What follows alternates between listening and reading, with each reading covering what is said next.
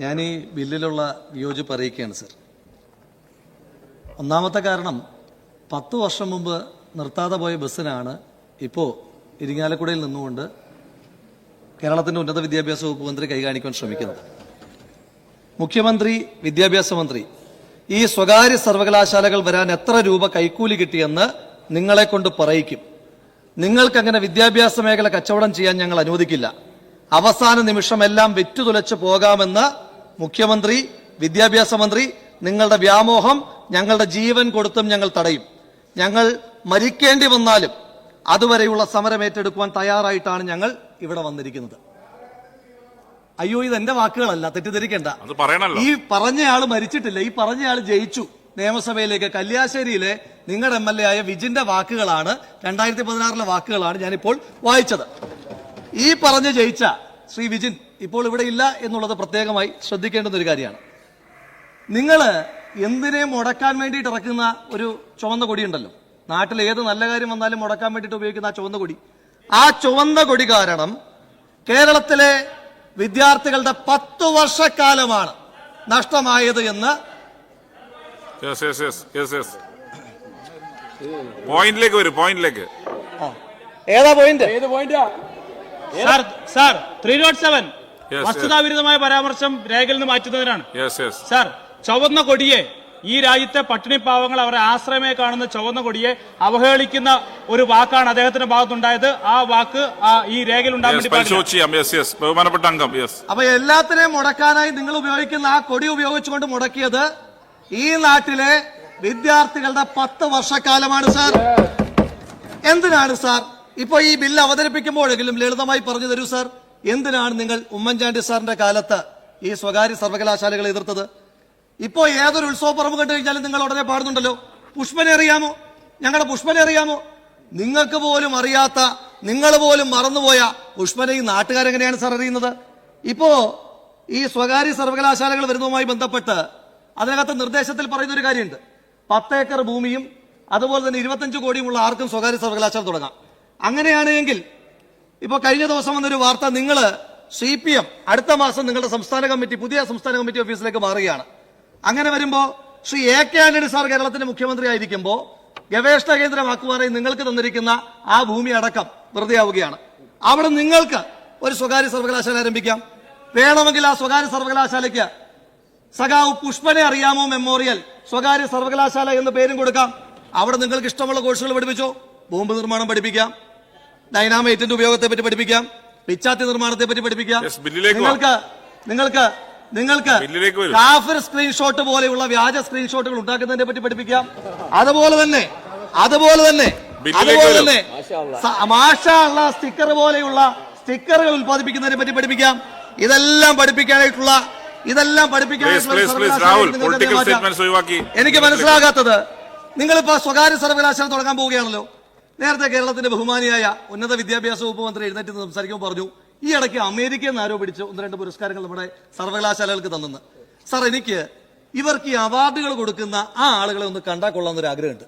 അവരെ കാണുന്ന അവർക്ക് പിടിച്ചിട്ട് നമുക്കൊരു അവാർഡ് കൊടുക്കണം. കാരണം ഈ സർവകലാശാലകൾക്ക് അവാർഡ് കൊടുത്ത ആ സമിതി ഉണ്ടല്ലോ, അവർ മനസ്സിലാക്കേണ്ടത് കേരളത്തിലെ ആകെയുള്ള സർവകലാശാലകളിൽ ഒറ്റയൊരിടത്താണ് VC ഉള്ളത്. കേരളത്തിലെ ആകെയുള്ള സർക്കാർ കോളേജുകളിൽ 90% ഇനി പ്രിൻസിപ്പൽ ഉള്ള, വൈസ് ചാൻസലർ ഉള്ള കോളേജുകളുടെ അവസ്ഥ എന്താ? സിലബസ് തയ്യാറാക്കിയിട്ടുണ്ടോ? ഇല്ല. ക്വസ്റ്റ്യൻ ബാങ്ക് തയ്യാറാക്കിയിട്ടുണ്ടോ? ഇല്ല. ക്വസ്റ്റ്യൻ പേപ്പർ സമയത്ത് കൊടുക്കുവോ? ഇല്ല. പരീക്ഷ നിങ്ങൾ സമയത്ത് നടത്തുവോ? ഇല്ല.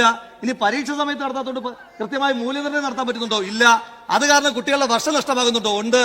അങ്ങനെയൊക്കെയുള്ള കേരളത്തിന്റെ ഉന്നത വിദ്യാഭ്യാസ മേഖലയിൽ ഇപ്പോൾ ഉള്ള സർവകലാശാലകളെല്ലാം തകർത്തൊരു പരുവാക്കിയിട്ട് ഇപ്പൊ സ്വകാര്യ സർവകലാശാലയിലേക്ക് പോവാണ്. സന്തോഷം, നല്ല കാര്യം. 10 കൊല്ലം മുമ്പ് ഞങ്ങൾ തീരുമാനിച്ച കാര്യമാണ്. പക്ഷേ കേരളത്തിലെ ഇടതുപക്ഷം മറുപടി പറയണം. കഴിഞ്ഞ 10 വർഷക്കാലമായി ഈ നാട്ടിൽ നിന്ന്, ഇവിടെ നിങ്ങൾ മുടക്കിയ വിദ്യാഭ്യാസം പഠിക്കുവാനായി വിദേശത്തേക്ക് പോകേണ്ടി വന്ന കുട്ടികളോട് നിങ്ങൾ മറുപടി പറയണം. ഇവിടുത്തെ കുട്ടികൾ UK-ലേക്ക്, കാനഡയിലേക്ക്, ഓസ്ട്രേലിയയിലേക്ക്, ജർമ്മനിയിലേക്ക് പഠിക്കാൻ പോകുമ്പോൾ അവർ പഠിക്കാൻ മാത്രമല്ല സാർ പോകുന്നത്, അവരുടെ ഓരോരുത്തരുടെയും ചുമലിൽ 40-50 ലക്ഷം രൂപയുടെ ബാധ്യത കൂടി ഉണ്ടാവുകയാണ്. ആ ബാധ്യതയുടെ ഉത്തരവാദികൾ നിങ്ങൾ ഓരോരുത്തരുമാണ്. നിങ്ങൾ മുടക്കിയ വിദ്യാഭ്യാസ ക്രമം കാരണമാണ് അവർക്ക് അവിടെ പോകേണ്ടി വന്നത്. യെസ്, അങ്ങ് സംസാരിച്ചോ? അവിടെ ബഹളമൊന്നും ആരും കേൾക്കുന്നില്ല. അങ്ങ് പറഞ്ഞോ. ഈ ശാന്തകുമാരി ചേച്ചി ആ പേരിനോട് നീതി പുലർത്തണം. ഒന്ന് ശാന്തമായിട്ടിരിക്കൂ പ്ലീസ്. ഒന്ന് ശാന്തമായിരിക്കൂ. അപ്പോ ഞാൻ പറഞ്ഞു വന്നത്, കേരളത്തിൽ നിന്ന് പഠിക്കാനായി പുറത്തേക്ക് പോയ കുട്ടികൾ, ആ കുട്ടികളുടെ കുടുംബത്തിനുണ്ടാകുന്ന സാമ്പത്തിക ബാധ്യത, ആ സാമ്പത്തിക ബാധ്യതയുടെ ഉത്തരവാദികൾ ഇവരാണ്. മാത്രമല്ല സാർ, മൈഗ്രേഷൻ ലെവൽ വളരെ വലിയ രീതിയിൽ ഏതാണ്ട് 350% സ്റ്റുഡന്റ് മൈഗ്രേഷൻ ലെവൽ കേരളത്തിൽ വർദ്ധിച്ചിട്ടുള്ളത്. ഇതിന്റെ യഥാർത്ഥ പ്രശ്നം എന്താണ് സാർ? മുൻപ് നമ്മുടെയൊക്കെ വിദേശ സങ്കല്പം എന്ന് പറയുന്നത് ഗൾഫ് രാജ്യങ്ങളായിരുന്നു.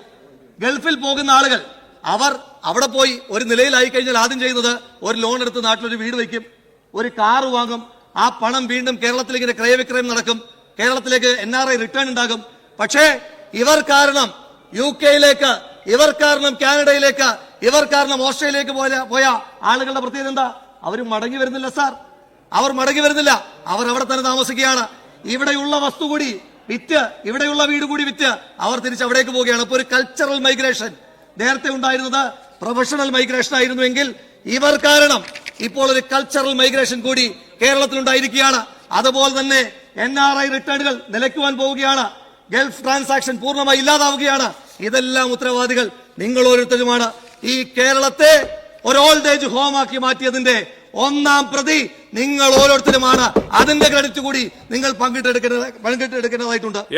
ഈ സ്വകാര്യ സർവകലാശാലകളിൽ 10 ഏക്കറും 25 കോടിയുമുള്ള ആർക്കും സ്വകാര്യ സർവകലാശാല തുടങ്ങാമെന്നാണ് ചട്ടം. അങ്ങനെയാണെങ്കിൽ സാർ, ഈ 25 കോടി മുടക്കുന്ന ആളുകൾ അവർക്ക് തിരിച്ചു കിട്ടണ്ടേ? അത് തിരിച്ചു കിട്ടാൻ വേണ്ടി അവർക്ക് എണ്ണ കച്ചവടത്തിന് പോകാൻ പറ്റില്ലല്ലോ. അവരെവിടെ നിന്നാണ് പണം കണ്ടെത്തേണ്ടത്?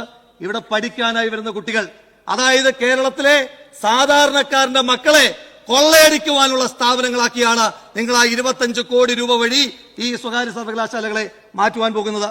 അതുപോലെ തന്നെ സ്വകാര്യ സർവകലാശാലകൾ സ്ഥാപിക്കുന്നതിനുള്ള സ്പോൺസറിംഗ് ബോഡിയാകുന്ന കേരളത്തിൽ അതിനകത്ത് നിബന്ധനയില്ല, ആർക്ക് വേണമെങ്കിലും തുടങ്ങാം, ഒരു വ്യവസ്ഥയുമില്ല. അത് തെറ്റാണ് സാർ. കേരളത്തിൽ കഴിഞ്ഞ 10 ആണ്ടുകളുടെ പാരമ്പര്യമുള്ള റെപ്യൂട്ടഡ് ആയിട്ടുള്ള വിദ്യാഭ്യാസ സ്ഥാപനങ്ങൾ നടത്തുന്ന ആളുകൾ, അത് വ്യക്തികളാകട്ടെ കോർപ്പറേറ്റ് മാനേജ്മെന്റുകളാകട്ടെ, അവർക്കല്ലേ പ്രാധാന്യം കൊടുക്കേണ്ടത്. അതുപോലെ തന്നെ സ്വകാര്യ സർവകലാശാലയിൽ സംവരണക്രമം, SC/ST വിദ്യാർത്ഥികളുടെ ഫീസ് അളവിനെ പറ്റി പറയുന്നുണ്ട്. പക്ഷേ അത് മാത്രം പോരാ. സാമ്പത്തികമായി പിന്നാക്കം നിൽക്കുന്ന ന്യൂനപക്ഷ വിഭാഗത്തിൽപ്പെട്ട ആളുകൾക്ക് ഉൾപ്പെടെയുള്ള ആളുകൾക്ക് ഇതിനകത്ത് കൃത്യമായി സംവരണം നൽകേണ്ടതായിട്ടുണ്ട്. അതുപോലെ തന്നെ മൾട്ടി ക്യാമ്പസുകൾ സ്ഥാപിക്കാനുള്ള വ്യവസ്ഥ, അത് UGC ഗൈഡ് ലൈൻസ്. ഒന്ന് ആലോചിച്ച് നോക്കണം സാർ. ഒരു അന്തരീക്ഷത്തിൽ ഒരു സ്വകാര്യ സർവകലാശാല കൊണ്ടുവരുന്നതിന് മുമ്പ് ഇവർ ആദ്യം ചെയ്യുന്നത് റിസർച്ച് നടത്തി UGCയുടെ ഏതെല്ലാം റെഗുലേഷനെ വയലേറ്റ് ചെയ്യാമെന്നുള്ള ഗവേഷണമാണ് ഇവിടെ നടത്തിയിരിക്കുന്നത്. അതുപോലും കൃത്യമായി അഴിമതിയുടെ സാധ്യതയുള്ളതാണ്.